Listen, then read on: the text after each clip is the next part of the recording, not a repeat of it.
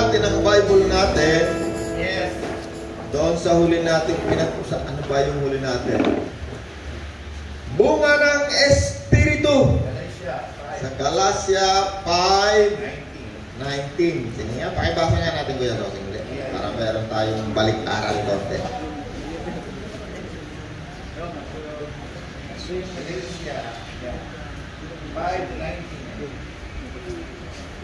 Okay, basahin po natin Galatia 5:19. Sabi rito, yan, sorry, hanapin natin. Tama ba? Galatia 5:19. Sa 22 na lang, Kuya Rosing, para yung pinakadulo natin. Sorry. Tama ba ito ating basa? Babasahin ko na. Galatia 5:22. Ngunit ito ang bungang makikita sa mga taong namumuhay sa kapangyarihan ng banal na Espiritu. Ayun. Pag-ibig, kagalakan, kapayapaan, pagtitiis, kabutihan, kagandahang loob, katapatan, kahinauhunan at pagpipigil sa sarili. Yung ganito ang pamumuhay natin, hindi natin malalabag ang mga utos ng Diyos. Ayun. Subalit, ang bunga ng Espiritu. Yan ang ating topic, ng mahaba ng panahon. Balik tayo doon sa ating, yung tatlo-tatlo. Pahingi nga doon ng tatlo. Para ikaw yung tatlo. Halika, kayong tatlo. Dali niyo upuan niyo, dali. Dito. Kayong tatlo ulit, kayong tatlo. Dito. Doon ulit tayo sa ating, sa ating laging pinag-uusapan. Sabi sa Thessalonica 5:23 hanggang 24, nawa ay lubusan kayong gawing banal ng Diyos. Nawa ay lubos kayong gawing banal ng Diyos. Banal, may kinalaman yan sa Espiritong banal, no? Sabi ni Apostol Pablo, nawa ay lubos kayong gawing banal ng Diyos na siyang nagbibigay ng kapayapaan at nawa ay panatilihin niyang walang kapintasan ang buunin niyong katauhan. Ang Espiritu, kaluluwa at katawan. Okay, Espiritu, kaluluwa at katawan. Espiritu, kaluluwa at katawan. Ayan, yung Espiritu, kaluluwa nandyan. Ito lang ulit, example ulit para malinaw tayo, malinawan natin mabuti. Katawan. Dalawang tao lang nakikita natin. Yung dalawang tao na to, ito ay espiritu niya, kaluluwa niya. Espiritu niya, kaluluwa niya. Okay. Saan si Kristo ang Panginoon? Dali natin si Kristo ang Panginoon. Si Gilbert. Dali mo siya. Ito, tinanggap niya si Kristo. Ayan si Kristo. Itong isa, hindi. Okay. Meron pang marami pa dito Ikaw, halika, lumapit ka. Sumapi ka dito sa ating example. Espiritu ka, espiritu din. Ayun, espiritu ni Kristo. Ito, espiritu rin to. Andito lahat yan kasi lahat ng ating babanggitin nandyan. Dalawang tao lang ito Laman, si Kuya, Kuya Tiding. Si Kenon. Si Tiding, si Kenon lang nakikita natin na ito nilagyan lang natin ng tao para ating idrama, mas malinaw sa isip natin. Ano yung ating binabasa? Si Kuya Teteng, mayroong kaluluwa, may espiritu.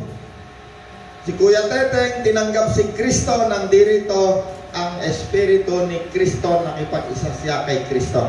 Ay, dire-diretso lang natin laging halimbawa. Si Kuya Kenon, meron siyang kaluluwa, meron ding espiritu andyan sa loob ng katawan. Pero hindi niya tinanggap si Kristo. Okay, halimbawa, isang tao tumanggap kay Kristo, isang taong hindi. Ano ng papel ng espiritu nagdirito sa mundong ito? Hindi niya tinanggap, espiritu na naririto. Okay, nandiyan na tayo.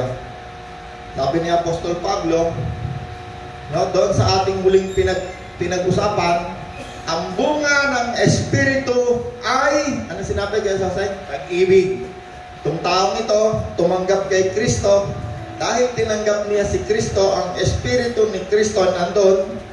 Ang tawag sa Espiritu na yan ay banal na Espiritu, sa English, Holy Spirit.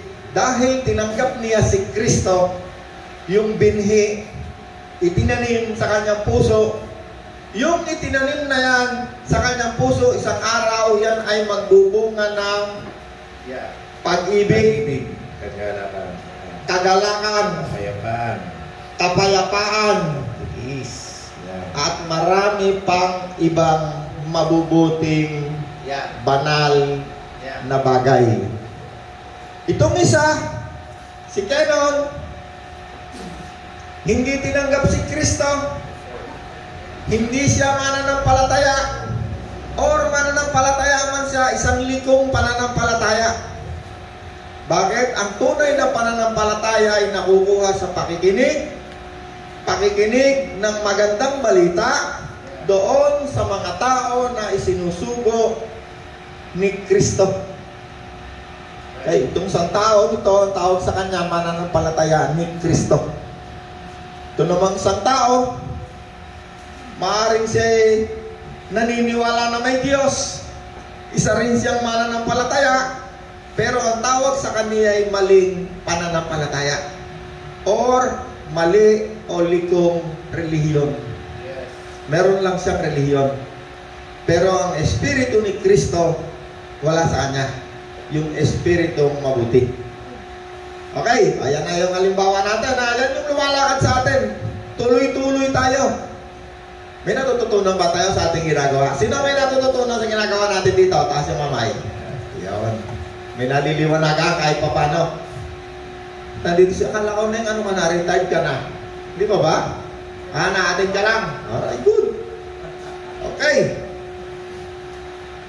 Naway lubusang gawing banal ng Diyos. Nawa ay lubos kayong gawing banal, mabuti ng Diyos na siyang nagbibigay ng kapayapaan at naway panatili niyang walang kapintasan ang buo ninyong katawan ng Espiritu, kaluluwa at katawan. Ayan. Espiritu, kaluluwa at katawan. Nilagay na natin dyan, ha? Espiritu, kaluluwa, katawan. Nandito lahat yan sa katawan. Dalawang tao lang ang ating halimbawa. Yung tatlo, kaluluwa, Espiritu, si Kristo, itong isa, Espiritu rin. Makikita natin lahat dito sa ating babasahin. Meron tayong nakikita. Efeso 1:13. Sa pamamagitan ni Kristo, kayo rin na nakarinig ng magandang balita, nakarinig ng magandang balita, sa pamamagitan ni Kristo, ikaw, ako na nakarinig ng magandang balita at nagdulot sa akin, sa iyo, sa atin ng kaligtasan, at tayo'y naging mananampalataya, sumampalataya kay Kristo, ay pinagkalooban ng ipinangakong Espiritu. Yung sumampalataya, yung tunay, yung tumanggap, nagsisi, ay pinagkalooban ng ipinangako ng Diyos mula pa noong una kay Abraham, kay Joel, at hanggang sa panahon ng Panginoong Hesus. May ipinangakong Espiritu Santo bilang tatak ng pagkapili sa iyo. Ang Espiritu ang katibayan na makakamit natin ng lubos ang lahat ng pangako ng Diyos sa atin, at sa gayon ay pupurihin ang kanyang kaluwalhatian. Okay. Ang katibayan na ikaw ay sumampalataya doon sa iyong narinig sa mabuting balita, ikaw ay pinagkalooban ng ipinangakong Espiritu banal, mabuti. Merong pinangako sa sumampalataya, naligtas, merong Espiritong mabuti, Holy Spirit sa English.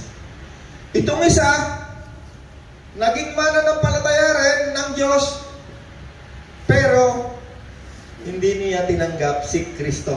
Baka merong nag-share sa kanya ng kung ano, pero hindi si Kristo kasali. Or nakikinig din ng mga ngaral ng magandang balita, pero hindi niya naunawaan. Okay? Gawa Samantalang nagsasalita pa si Pedro na isang mangangaral na isinugo ng Diyos ni Kristo upang mangaral ng magandang balita tungkol kay Kristo. Gawa 10:44, nagsasalita pa siya sa bahay ni Cornelio nang ang banal na Espiritu ay bumaba sa lahat ng nakikinig ng mabuting balita. Alright, paano pumunta sa kanya yung Espiritu Santo? Kasi number 1, yung Espiritu Santo, pangako yun ng Diyos sa lahat ng sasampalataya at tatanggap kay Kristo. Sino tumanggap kay Kristo, tay? Ang tawag sa iyo ay isa kang mananampalataya ni Kristo. Bakit ka naging isang mananampalataya? Dahil ikaw ay may narinig na mabuting balita, may nangaral, may isinugo si Kristo. Ikaw ngayon nakarinig at ikaw ay tumanggap kay Kristo. At dahil ikaw ay tumanggap kay Kristo, yung ipinangakong Espiritu Santo ng Diyos ay inilagay sa iyo ng Diyos bilang tatak, katunayan. No, tinatakan ng Diyos. Sino naglagay? Ang Diyos. Ang Diyos ang nagbigay ng Espiritu Santo bilang katunayan. Yan ang proof na lahat ng pangako ng Diyos sa isang taong mananampalataya ay mangyayari. Merong katibayan. Siya ang katibayan, yung Espiritu ni Kristo, yung banal na Espiritu ni Kristo, Espiritu ng Diyos, yan ang katibayan na lahat ng pangako ng Diyos sa iyo ay magaganap. Kasama na yung muling pagbuhay sa katawang ito na mamamatay. Sino tumanggap kay Kristo? Yang Espiritu ni Kristo na nandyan sa katawan nyo, yan ang katibayan na lahat ng pangako ng Diyos ay mangyayari sa iyo. Amen?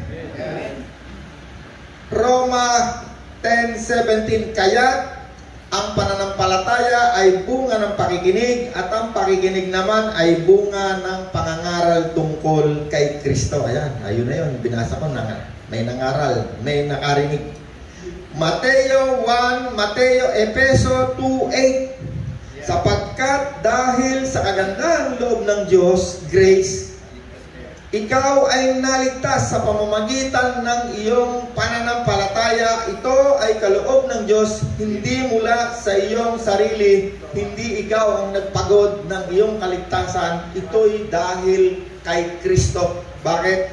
Sa simula't simula pa ng iyong pananampalataya, si Kristo ang merong kapamaraanan. Bakit? Si Kristo ang nagsugo kay Kuya Soseng para mangaral. Kay pastor, si Kristo ang nagsugo para mangaral, nakarinig, tumanggap, naging mananampalataya, naligtas, ibinigay ang pangako, tinatakan. Ano yung tatak? Espiritong mabuti. Ang may kapamaraanan ng ating kaligtasan, walang iba, lahat ang Diyos. Wala tayong papel sa kaligtasan.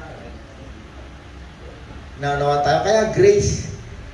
Wala tayong papel. Bakit? Unang-una pa man ang nagsugo sa iyo para makarinig tayo ng mabuting balita galing kay Kuya Soseng, ang Diyos, si Kristo.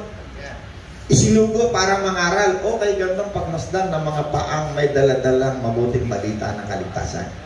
Yan ang sabi ni Apostol Pablo. Bakit? Si Kristo ang may kapamaraanan ng ating kaligtasan. Sino naniniwala ikaw ay ligtas ang kaluluwa mo? Kahit mamatay ka ngayong araw, pupunta ka sa Diyos at muling bubuhayin ang katawan mong namatay. Dahil sa ating pananampalataya, at ang pananampalataya na yan ay dahil sa awa, habag, grace, kabutihang loob ng Diyos.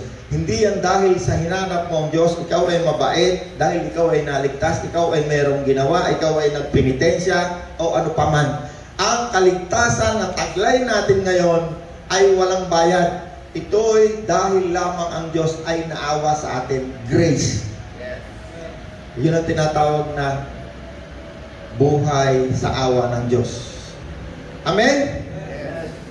Efeso 2:1, nung una ay mga patay tayo. Ibig sabihin, hindi tayo makikipag-ugnayan sa Diyos. Kala lang natin, nung wala si Kristo, kala lang natin malapit tayo sa Diyos. pero hindi espiritong mabuti ang nauugnay natin. Inaunawaan tayo? Nung una, nung wala si Kristo sa buhay natin, no? Ang tawag sa atin ay mga patay. Bakit? Ang ibig sabihin ng patay, hindi tayo nakikipag-ugnayan sa Diyos. Kaya ang tawag kay Kristo, sabi ni Kristo, ako yung buhay. Doon lang tayo nagkaroon ng buhay.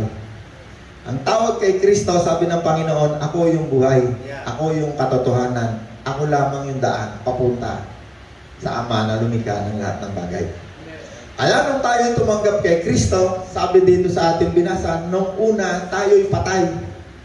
Ngunit, nang tayo'y naging mananampalataya, ngunit nung meron siyang isinuko para makarinig ka ng mabuting balita, ikaw ay naging mananampalataya at tinanggap mo si Kristo. Kaya ngayon, ikaw ay nagkaroon ng ugnayan sa Diyos. Yes. May naunawaan tayo? Ikalawang Korinto 4:4. Kung may harang pa, talukbong pa, ang magandang balitang ipinapahayag namin, ito'y may talukbong lamang sa mga napapahamak. Yes. Hindi sila sumampalataya. Hindi siya sumampalataya. In-example ko sumampalataya, hindi sumampalataya. Wala si Kristo. Andun si Kristo.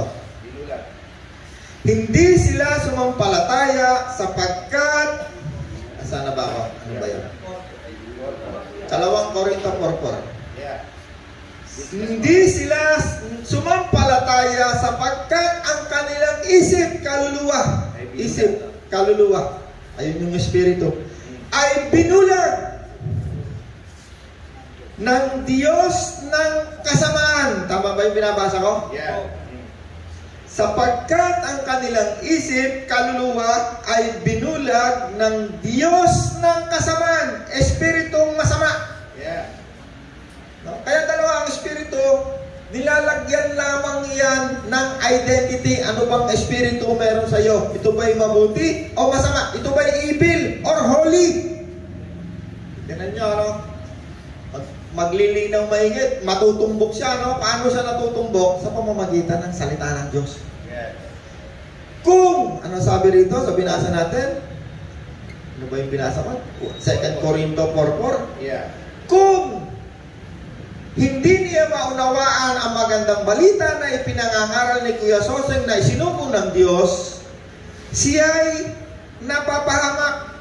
Hindi siya sumampalataya sapagkat ang kanyang kaluluwa isip ay binulag ng Diyos ng kasamaan. Yeah. Ano, ang tawag sa evil spirit na naririto pag wala sa si Kristo, meron ding espiritu ng kasamaan. Binulag ng Diyos ng kasamaan sa daigdig na ito upang hindi niya makita ang liwanag ng magandang balita tungkol kay Kristo, sa kaluwalhatian ni Kristo na siyang larawan ng Diyos. Kaya pala itong isa, maraming nakinig, pero marami hindi sumampalataya. Bakit? Sapagkat ang kaniyang isip, ang kanilang ay binulag ng Diyos ng kasamaan. Ang tawag sa kanya ay evil. Hindi holy. Ayan na, nagse-separate na yan. Ano, kung bakit ang tawag sa Espiritu ni Kristo ay banal, holy, sapagkat siya'y mabuti. Ito namang isang tao na hindi nakaunawa ng magandang balita, hindi sumampalataya, sapagkat merong isang elemento na hindi natin nakikita na siyang nagpapadilim sa kanyang pag-iisip. Merong umaharang.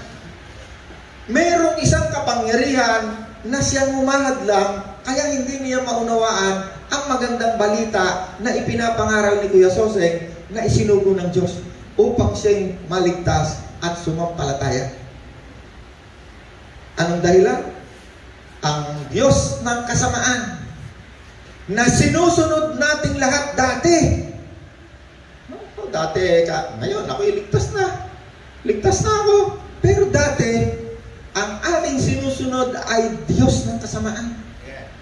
Bakit? Sapagkat ang ating pag-iisip ay binubulag nito. Naku, sarap ng babae, naku, sarap maglasing, sarap magsugal, sarap sarap na sarap ako. Hindi ko alam, ang bunga ng aming mga ginagawa ay dilubyo. Sapagkat ang aking pag-iisip, nung hindi ko pa narinig ang buting balita tungkol kay Kristo, ito'y hinaharangan. May elemento na humaharang sa aking pag-iisip. Ang tawag sa kanya ay Espiritong masama. Ang Diyos ng kasamaan na dati natin sinusunod nung hindi pa tayo nakakarinig ng magandang balita. May naunawaan tayo? Meron tayong naririnig. Ngayon may nakikita pa tayo. Ang example natin ay malinaw pa sa sinag ng araw dahil si Kristo ay nagpapaliwanag sa atin ngayon. 2 Corinto 3:16. Ngunit kapag lumapit ang tao sa Panginoon, naaalis ang harang, talukbong na inilalagay ng espiritu ng kasamaan. Ang Panginoon na binabanggit dito ay ang espiritu ni Kristo na tinatanggap natin. Inaunawaan tayo? Ngunit kapag lumapit ang tao sa Panginoon, naaalis ang talukbong. Ano ibig sabihin ng lumapit ang tao sa Panginoon? Itong taong ito, nagpasya. Ginamit niya yung will. Nagsisi, nagpasya. Lumapit sa Panginoon.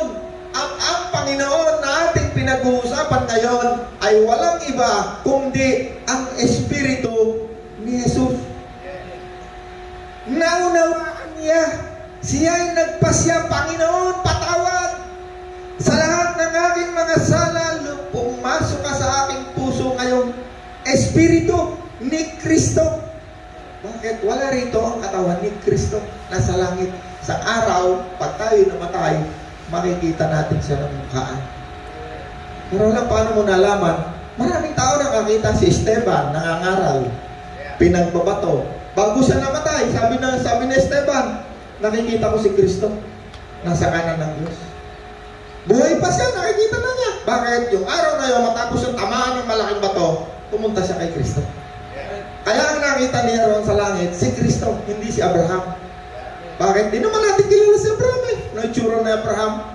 Wala nakakakilala sa atin kay Abraham. Tayo'y naging katulad ni Abraham nung tayo'y sumampalataya. Si Abraham ay pinagkalooban ng ipinangako, Espiritu. At yun din ang pangako ng Diyos na nakakamit natin ngayon. Espiritu ni Kristo. Espiritu mabuti. Identity ng Espiritu ni Kristo, mabuti, holy. Ang Espiritu ng Diyos ng kasamaan, evil. Yan ang nagiging harang sa pag-iisip ng isang taong masama na hindi nagpapasya na lumapit kay Kristo. Ayaw niyang lumapit kay Kristo dahil marami siyang ginagawang kasamaan. Dahil ang kanyang Diyos ay Diyos ng kasamaan. Siya ay nag-i-enjoy. Ayaw niyang bitawan. May naunawaan kayo? Yung isa, nagsisi, nagpasya, ayaw mo na ng kasamaan. Itong isa, binubulag ng Diyos ng kasamaan dahil siya'y maraming ginagawang kasamaan. Sarap na sarap siya, hindi niya mapagpasya na iwanan ng kasamaan.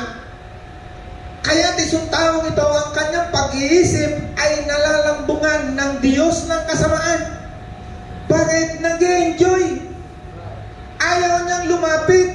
Itong isa, lumapit, nagpasya. Ginamit ang will na ibinigay sa kanya ng Diyos, yung kalayaan. Ang lahat ng taong lumalapit kay Kristo ay una niyang ibinibigay ay ang kalayaan. At ang Espiritong binabanggit at pinag-uusapan natin ngayon ay walang iba kung hindi ang Espiritu ni Kristo. May nanawa tayo? Okay.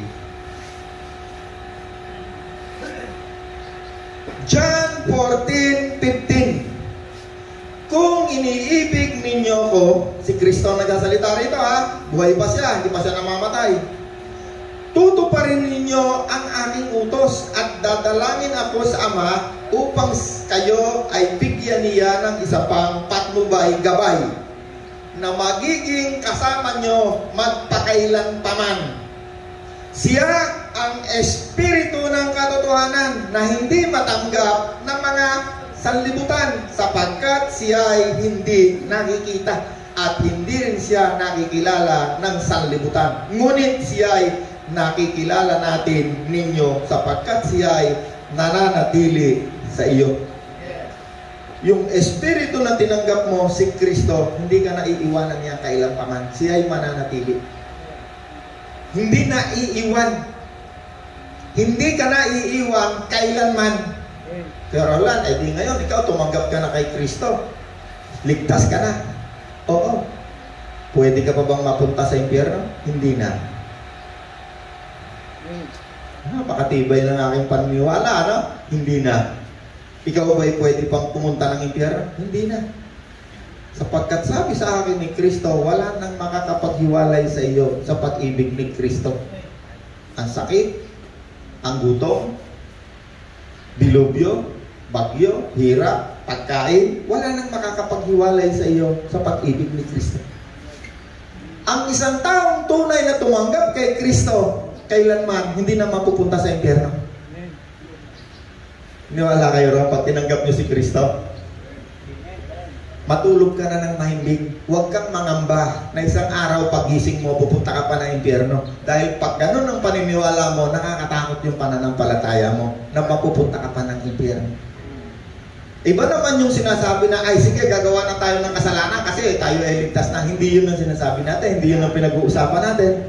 Dahil tinanggap mo na ang Espiritong Banal, mabuti. Kailanman hindi ka ulit tatalon sa kasamaan. Bakit?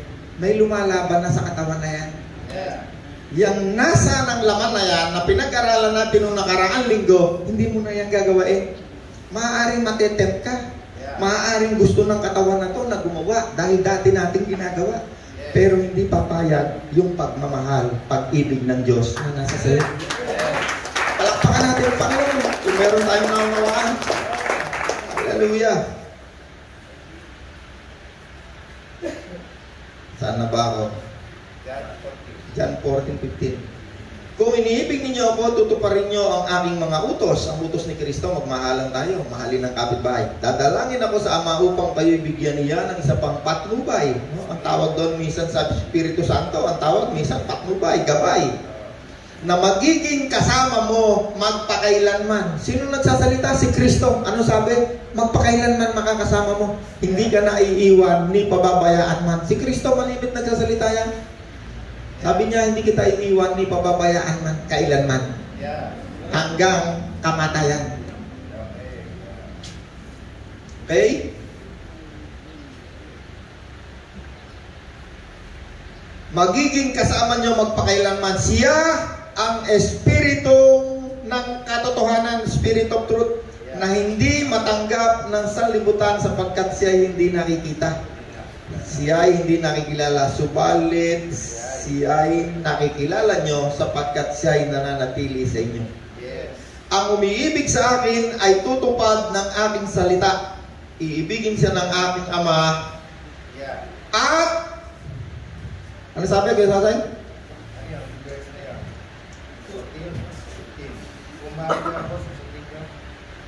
Saan ba yan? John 14:15. 23, sorry. Ang umiibig sa akin, John 14:23. Yeah. Ang umiibig sa akin ay tumutupad ng aking mga salita. Mamahalin siya. Iibigin din siya ng aking Ama. At mananahan kami. At mananahan kami. Sa Kanya. Sa Kanya. Sino yung kami? Ama, Panginoon. Si Kristo at ang Ama laging magkasama. Kahit nung mula bago siya bumaba dito sa lupa, lagi siya magkasama. Sa Genesis, lalangin natin ang daigdig. Siya ang lumalalang. Sa pamamagitan ni Kristo, nilalalang. Ang Diyos ang lumalang. Sa pamamagitan ni Kristo, nilalalang. Siya ang nagsasalita. Ang Diyos ang lumalang, pero si Kristo ang nagsasalita. Kaya sinabi ni Kristo, kaya sinabi ng maraming verse dito sa Bible, iisa lamang ang Diyos ang lumikha sa lahat ng bagay. Iisa lamang ang Panginoon. Sa pamamagitan niya ay nilikha ang lahat ng bagay. Iisa lamang ang Diyos. Tayo'y nabubuhay para sa Diyos. iisa lamang ang Panginoon. Tayo'y nabubuhay dahil sa Panginoon. Ang nagsusustain ng ating buhay, ang Panginoon. Ang Panginoon, ang Espiritu ng Panginoon na kasama ng Diyos. Lagi silang magkasama, hindi sila naghihiwalay. Bumaba si Kristo, unang ipinakita kay John the Baptist, bumaba ang Espiritu ng Ama. Bumaba, kasama niya. Magkasama sila. Okay? Sana ako. 23. Ay Roma 8:1. Yan ang pinag-uusapan natin dito, hindi katang-isip ha, hindi kwentong barbero ha. Roma 8:1. Lahat nakasulat. Alam niyo kung bakit nakasulat? Ang Panginoon, pag yan ay hinaharap ng demonyo, nung unang nangaral ang Panginoon, hinarap siya ni Satanas. Ang sabi sa kanya ni Satanas, kung ikaw ang anak ng Diyos, gawain mo ng tinapay ang bato na ito. Alam niyo sagot ni Kristo? Nasusulat. Hindi lamang sa tinapay nabubuhay ang tao. Ang sagot lagi ni Kristo, ano yung nakasulat? Pagkat ang nakasulat, ay nakasulat, hindi mo pwedeng likuin. Bakit? Nakasulat. Ang nakasulat, ang isinulat ng Diyos, ang tawag dito sa Bible na ito, salita ng Diyos, nakasulat. Sabi ng demonyo, o tumalong ka. Dahil kasi iingatan ka naman ng mga anghel. Ang sagot lagi ng Panginoon kung ano yung nakasulat, nasusulat. Huwag mong subukin ang Panginoon ng Diyos. Ang lagi sagot ng Panginoon kung ano yung nakasulat. Bakit? Ang nakasulat hindi na pwedeng likuin. Nakasulat. Alam ng Panginoon kung anong nakasulat. Alam ng Panginoon kung anong salita ng Diyos. Ang salita ng Diyos ay si Kristo. At si Kristo, ang Diyos, ay nagkatawang tao. Siya yung salita na lumilika noong umpisa pa man. Kaya nga, Roma 8:1, kaya nga, wala nang kahatulang parusa ang mga taong nakipag-isa kay Kristo. Ang mga taong naging mananampalataya, kinaroroonan ngayon ng Espiritu mabuti. Ang sabi ng Bible, ang sabi ng ating binabasa ngayon ng Roma, ang sabi ni Apostol Pablo, wala nang kahatulang parusa ang nakipag-isa na kay Kristo. Anong nakipag-isa? Espiritu andon magkasama. Wala ka na ngayong kahatulang parusa. Yung dating mga ginawa namin ni tatay na mga kabalbala, kalokohan, kawalangyaan, wala na kami ngayong parusa. Bakit? Itong taong ito, nakarinig ng magandang balita, nagsisi. Humingi ng tawad. Ang hukom, ang judge na ating haharapin, kung hindi tayo tumanggap kay Kristo, si Kristo mismo. Kaya sabi ng Panginoon, wala ka ng kahatulan na yung parusa. Bakit? Nung ikaw ay humingi ng tawad, nagsisi, sumampalataya, ikaw ay pinatawad na, binayaran na. Hindi na kami hahatulan ni tatay sa mga kawalangyaan ginawa namin dito habang kami nabubuhay. Ang pagsisisi ay habang nabubuhay ka lang. Pag namatay ka na, hindi ka na mapupunta pa sa langit kailanman. Yung sinasabi sa ibang mga religion na papamisa kita, huwag kang mag-alala. Linggo-linggo may kandila ka. Pagpunta mo sa purgatorio, ililipat kita sa langit. Hindi yung totoo. Gawa-gawa lamang ng reliyon nyo para sila kumita ng pera. Kapag ikaw tumanggap kay Kristo, habang ikaw ay nabubuhay, ibig sabihin nagsisi, nagbago na yung kanyang pananaw, yung pag-iisip niya na dating sarap na sarap sa kasalanan, kasamaan, kabalbalan. Bumaliktad na yung pag-iisip niya. Binago. Nakarinig ng mabuting balita tungkol kay Kristo, naging mananampalataya at tinatakan ang tata ay espiritong mabuti. Kaya ngayon, kapag gagawa yan ng masama, may lumalaban dyan. May kalaban na ngayon yung laman na yan. Kahit anong uri pa yan ng kasamaan, dadaan muna yan dito sa kaluluwa. Pag-iisip. At yung kaluluwa na yan, meron na ngayong gumagabay riyan. Sino? Yung pinangako ng Panginoon na gabay, espiritu ng katotohanan. Espiritu niya, espiritu ni Kristo.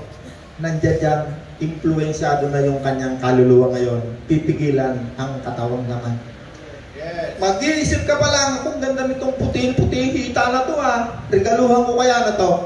Biglang papasok sa kanyang pag-iisip, mahal yung regalo, mahuli ako ng asawa ko, makakanda leche-leche buhay ko, magliliwanag ang kanyang pag-iisip. Hindi niya gawin. Bakit? May lalaban. Itong isa, walang lumalaban dyan. Ang lumalaban lang yan, mga rules ng kanyang religion na kanyang tinanggap kung saan siya nabubuhay. Kapag walang nakakakita, naturalmente gagawin niya yan. Nagiging mabuti lang yan kapag nandyan ang maraming taong may rules o mayroong batas na pumipigil sa kanya para siya ay gumawa ng konting kabutihan. May naunuhan tayo? Right. Mabilis na. Ano oras na, Rod? 10 minutes pa. Pas na natin. Kaya nga, wala nang hatol na parusa ang isang taong nakipag-isa na kay Kristo. Naging mananampalataya na ligtas na. Sa pamamagitan ng kautusan ng Espiritong nagbibigay buhay dahil sa pakikiisa natin kay Kristo, pinalaya na ako mula sa kautusan ng kasalanan at kamatayan. 3. Efeso 8:3. Ginawa ng Diyos ang hindi kayang gawain ng kautusan dahil sa kahinaan ng tao. Isinugo niya ang kanyang sariling anak sa anyong tao na makasalanan upang pawiin ang kasalanan. Sa gayon, hinatulan na niya ang kasalanang umaalipin sa tao. Dati akong alipin ng kasalanan, ngayon pinalaya. Dati dami kong girlfriend, lahat ng kawalang-yahan, lahat kung ano yung gusto ng karili kong katawan ng laman, kung ano yung makakapagpasaya sa akin, yun ang ginagawa ko. Kung darang ikaw ay mangutang, ikaw ay mangotong, ikaw ay manakot, para lang mapagbigyan mo yung kagustuhan ng iyong laman, tama tayo, no? Yeah. At pag sandamakmak na yung problema mo, wala ka ng mahathutan, gagawa ka na ng lalalim ng lalalim ang ginagawa mo hanggang sa ikaw mang-hold up ka na ng bangko o pumatay ka na ng tao para lang mapagbigyan mo yung kasamaan nasa ng laman. Kung gusto ko, meron akong dalawang chicks katulad ng nakikita kong dami. Pero lahat ng mga namumuhay na yan sa kasamaan, puro kabalbalan ang ginagawa niya. Di lang natin alam, di lang natin nakikita. Karamihan. Roma 8:5. Ang mga namumuhay ayon sa hilig ng laman ay walang pinapahalagahan kundi ang mga bagay ukol sa laman. Ngunit ang mga namumuhay ayon sa Espiritu, siya ay nagpapahalaga sa mga bagay na espiritual katulad nitong ginagawa natin ngayon. Ang pagsunod sa hilig ng laman ay naghahatid sa kamatayan, ngunit ang pagsunod sa Espiritu, hindi pa dyan binabanggit kung espiritong mabuti, espiritong masama, no? Siyempre, ang pagsunod sa Espiritu, mabuting Espiritu, ay nagdudulot ng buhay at kapayapaan. 7. Kaya nga kapag tinutuon ng tao ang kanyang pag-iisip sa mga hilig ng laman, siya ay nagiging kaaway ng Diyos sapagkat hindi siya nagpapasakop sa batas ng Diyos at sadyang hindi niya ito magagawa. 8. Ang namumuhay ayon sa hilig ng laman ay hindi maaaring kalugdan ng Diyos. 9. Ngunit hindi na kayo namumuhay ayon sa hilig ng laman, kundi ayon sa Espiritu. Ngunit hindi na tayo namumuhay ayon sa hilig ng laman, kundi ayon sa Espiritu. Ano? Walang sinasabi mabuti o masama. Siyempre naman, Holy Spirit yun. Sa katunayan, naninirahan sa inyo ang Espiritu ng Diyos. O yan na, magkasama ang Diyos at ang Panginoon. Ano? Sa katunayan, naninirahan sa inyo ang Espiritu ng Diyos. Kung wala sa isang tao ang Espiritu ni Kristo, hindi kay Kristo ang taong ito. Wala ang Espiritu ni Kristo. Religion lang. Kung wala sa isang tao ang Espiritu ni Kristo, yung pagkakakilanlan, yung tatak na ipinangako at ibinigay ng Diyos sa isang taong sumampalataya, hindi siya kay Kristo. Ngunit dahil naninirahan sa inyo si Kristo, mamatay man ang iyong katawan dahil sa kasalanan, ang Espiritu naman ninyo ay buhay sapagkat itinuring ka ng matuwid ng Diyos. Dahil kay Kristo, ang tingin sa iyo ng Diyos, ikaw ay righteous na. Yeah. Although hindi ka pa perfect kasi nandito ka pa sa lupa. Nakasayad pa sa lupa paa mo. Lahat ng galaw mo, maaaring marumihan pa yung paa. Pero kahit minsan man ikaw ay nakakagawa ng, hindi ko sinabi gumawa ka ng kasamaan, ha? Ang tingin sa iyo ng Diyos, righteous, banal, holy. Okay, nasaan na ako? Ngunit dahil sa 10, dahil naninirahan sa inyo si Kristo, okay, 11, kung naninirahan sa inyo ang Espiritu ng Diyos na siyang muling bumuhay kay Jesus. Ngayon, naninirahan sa iyo, ha?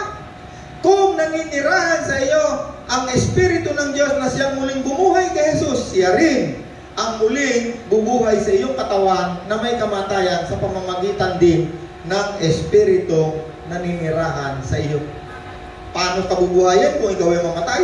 Sa pamamagitan din ng Espiritu na bumuhay kay Jesus. Nakasama mo, nakasama ni Kristo. Yan ang bubuhay sa ating katawan na mamamatay. Katulad rin ng pagbuhay ng Diyos sa katawan ni Kristo. Pareho lang. Hindi mahirap buhayin. Bakit? Ang Panginoon, tatlong araw sa libing niya, lumabas na eh. Lumabas na ang Panginoon. Buhay na. Bakit? Sapagkat ang Diyos kasama ni Kristo. Hindi siya pinabayaan kailanman. Si Kristo at ang Diyos lagi magkasama, hindi naghihiwalay. Hindi kita pababayaan kailanman, sabi ng Diyos. May mas makapangyarihang pa ba na tinanggap niya? Wala na. Greater is He who is in me than he who is in the world. Greater is He who is in me than he who is in the world. Mas makapangyarihan ang Espiritu ni Kristo na tinanggap mo kaysa sa Diyos ng kasamaan na naririto na bumubulag sa pag-iisip ng mga tao. Palakpakan natin ang Diyos kung meron pa naintindihan. 12. Mga kapatid, si Apostol Pablo nagtuturo dito, ang kausap niya ay mga kapatid, mga mananampalataya, mga tumanggap kay Kristo, mga nagpasya na ayaw na nila ng kasamaan. Mga kapatid, wala na tayong pananagutang sundin ang mga hilig ng laman. Upang mamuhay ayon sa katawang makalaman, sapagkat mamamatay kayo kung mamumuhay kayo ayon sa katawang makalaman. Ngunit kung pinapatay ninyo sa pamamagitan ng Espiritu, siyempre naman, Espiritu Santo, Espiritong mabuti. Ang mga gawa ng katawang makalaman, mabubuhay kayo. 14. Ang lahat ng pinapatnubayan ng Espiritu ng Diyos ay mga anak ng Diyos. Tumanggap kay Kristo, andyan ang Espiritu ni Kristo. Ang role ng Espiritu ni Kristo na mabuti na tinatawag nating Holy Spirit, patnubay. Ang lahat ng pinapatnubayan ng Espiritu ng Diyos. Sana ba? Version 14. Ang lahat ay 14, Roma ay 14. Ang lahat ng pinapatnubayan, no? Kaya ang tawag sa Espiritu Santo, patnubay isang tawag sa kanya. Ng Espiritu ng Diyos. Ang tawag sa Espiritu na sa kanya, patnubay. Tinatawag siya, minsan, kung hindi Espiritu ng Diyos, Espiritu ni Kristo. Ang identity niya ay, anong uri ng Espiritu? Holy, banal. Hindi siya Diyos na banal, kundi Espiritu ni Kristo, Espiritu ng Diyos. Ang tawag sa kanya, identity, holy.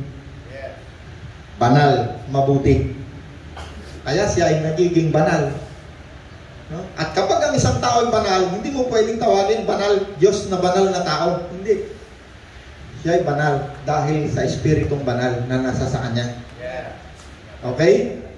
Ang lahat ng pinapatnubayan ng Espiritu ng Diyos ay mga anak ng Diyos. Sino tumanggap kay Kristo? Ang identity natin sa lugar na ito ngayon, anak tayo ng Diyos.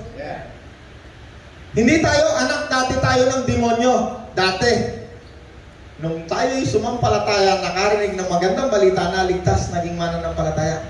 At dahil ang Espiritu'y inilagay sa iyo, ikaw ngayon ay tawag sa iyo'y anak ng Diyos. Ay, tanda natin mabuti ha. Sino tayo sa paningin ng Diyos? Anak ng Diyos. At kung ikaw ay anak ng Diyos, pupunta ka pa ba sa kabaret para manganyot ka ng babae? Ano tayo? Naniniwala ka, anak ka ng Diyos? Pupunta ka sa kabaret, sasama mo ang Diyos doon para gumawa ka ng kawalangyaan, kasamaan? Nakakahiya naman. Yang mga katotohanan na yan ang pipigil sa iyo para ikaw hindi na gumawa ng kasamaan. Bakit? Binubuksan ng Diyos ang isip natin, kaluluwa. Nakakahiya, manonood ka pa ng mga porno. Pinapanood mo, kasama mo ang Diyos. Tingnan mo, pag gumagawa ka ng masama, kumikilabot ang katawan mo. Kaya hindi ka napupunta ng impyerno. Kasi may pumipigil. May pumapatnubay.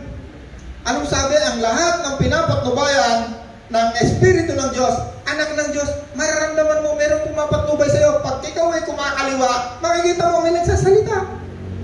May pumapatnubay, may lumalaban. Sino yun? Espiritu ng Diyos, Espiritu ni Kristo. Ang tawag sa Kanya ay, sa English ay, Holy Spirit. Pero hindi Holy God, ha? Wala kang makikita sa Bible na Holy God. Holy Spirit of God, wala. Holy Spirit, siya'y banal. Ito namang isa, evil spirit, siya'y masama. Identity. Okay? 15. Sapagkat hindi espiritu ng pagkaalipin ang inyong tinanggap upang kayo'y mamuhay sa takot. Itong taong ito, wala si Kristo. Meron niyang takot sa loob. Itong isang tao, tumanggap kay Kristo, kapayapaan ang dumating. Unang-unang darating sa iyo, Diyos ng kapayapaan. Natin naman tayo, narinig ko yung sinabi mo dati nung tumanggap ka kay Kristo. Dati hindi ako natutulog na walang baril sa ulo. Bakit? Wala kang kapayapaan, meron ka laging takot sa puwit mo, baka masundot ka ng mga pinaggagawa natin ng kalokohan. Nung tinanggap mo si Kristo, ang unang binigay sa iyo ni Kristo, kapayapaan. Marami pang susunod, yung bunga ng Espiritu, kagalakan. Marami pa, kahinahunan. Marami pa, pagmamahal.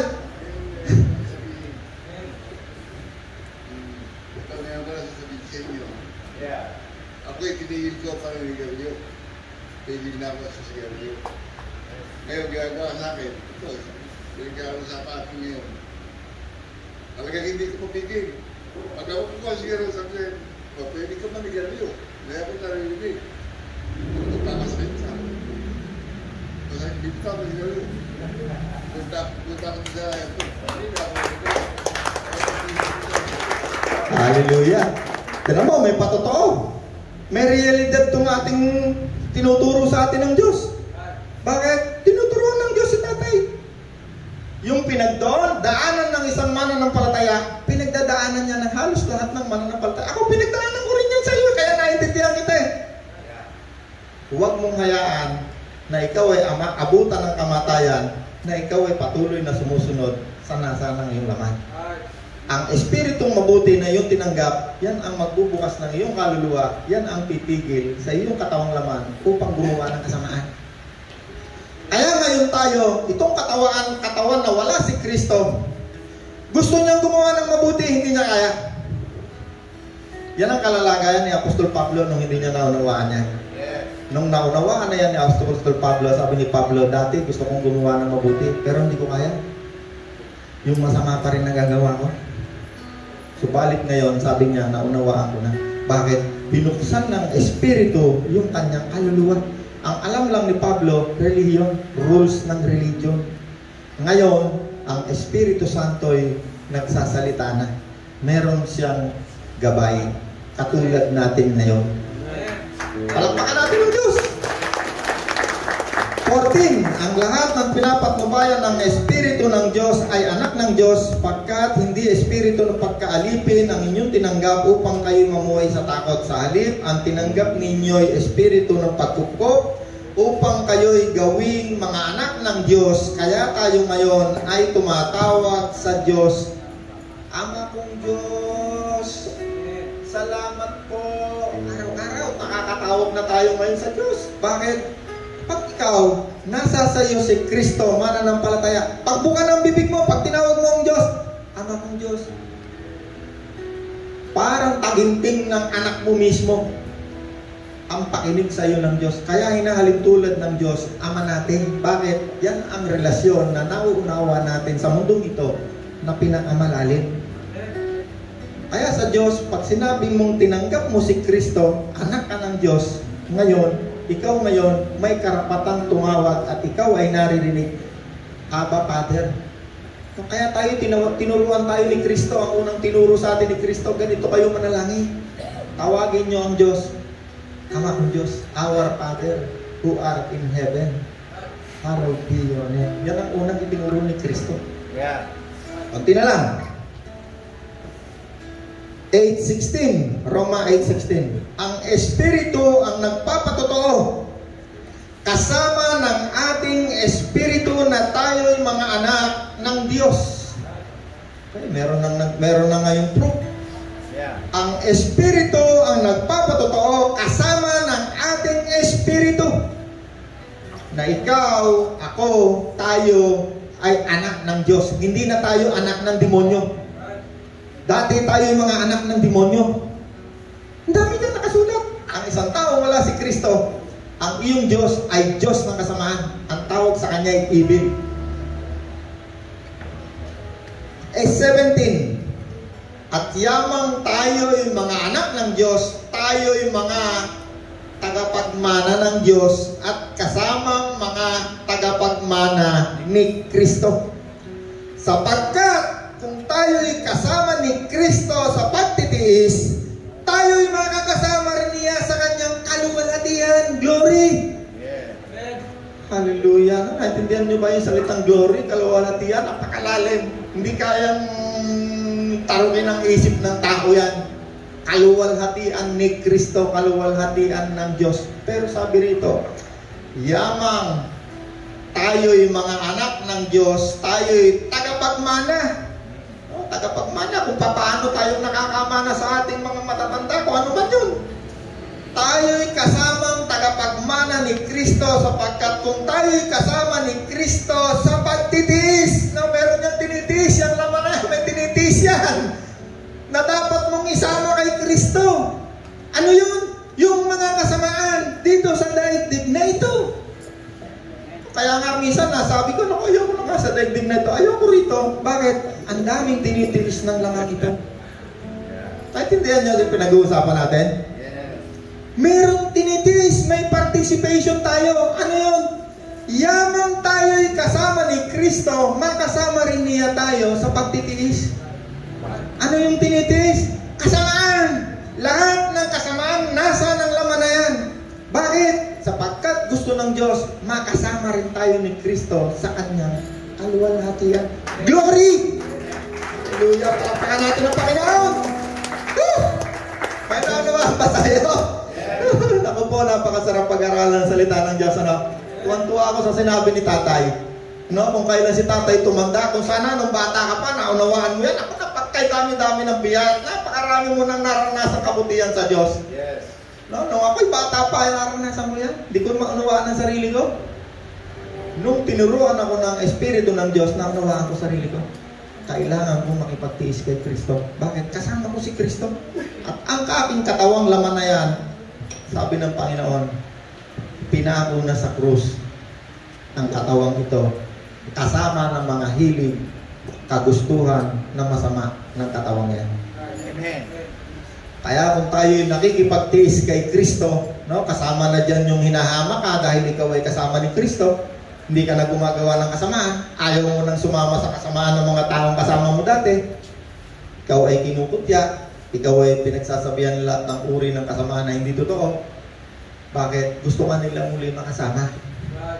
Pero kung tayo'y makikitiis kasama ni Kristo, makakasama rin tayo ni Kristo sa kanyang kaluwalhatian. Amen. Hallelujah. Napakalumalim, hindi kayang arukin ng pag-iisip ng tao yung ating pinag-uusapan. Kaluwalhatian. Walang karami sa atin, walang ideya yan. Ibig sabihin ng kaluwalhatian. Opo, napakalumalim niyan. Okay, tayo lahat.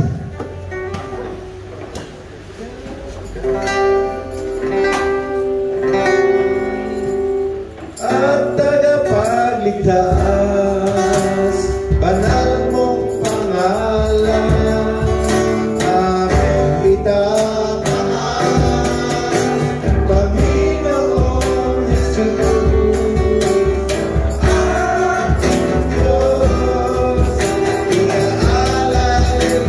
Sa'yo aming laman.